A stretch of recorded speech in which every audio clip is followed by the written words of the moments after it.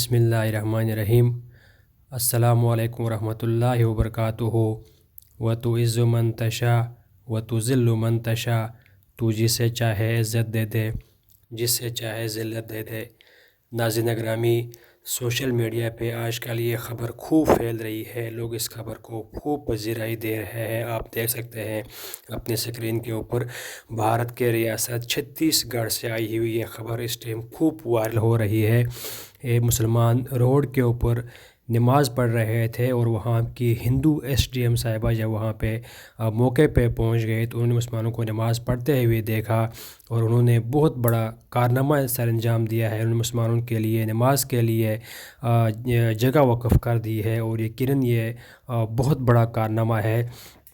سابقہ دور میں آپ دیکھ سکتے ہیں کہ مسلمان جنازے کے لیے بھی ان سے اجازت لے رہے تھے، ان کی اجازت کے بغیر مسلمان جنازہ بھی نہیں پڑھ سکتے تھے، لیکن اللہ رب العزت کے کام دیکھ لے، جب انہوں نے مسلمانوں کو نماز پڑھتے ہوئے دیکھ لیا تو انہوں نے اپنے طرف سے مسلمانوں کو نماز کے لیے جگہ وقف کر دی ہے اور اس کام کی بدولت اس ٹائم اس کو بھارت نہیں پوری دنیا میں لوگ بڑا پسند کر رہے ہیں۔ کافی لوگوں نے ان کے اس ویڈیو کے اوپر ٹویٹ بھی کی ہے، پاکستان کے مشہور و معروف ٹک ٹاکر نے بھی ان کے اوپر اپنا رد عمل ظاہر کیا ہے، جو آپ سکرین پہ دیکھ سکتے ہیں۔ یقیناً ان کا یہ بہت بڑا کارنامہ ہے اور میں سمجھتا ہوں کہ مسلمان، خصوصاً بھارت کے مسلمان، پاکستان کے اور پوری دنیا کے مسلمان ان کو رہتی دنیا تک یاد رکھیں گے، کیونکہ ان کا کارنامہ ہی ایسا ہی ہے۔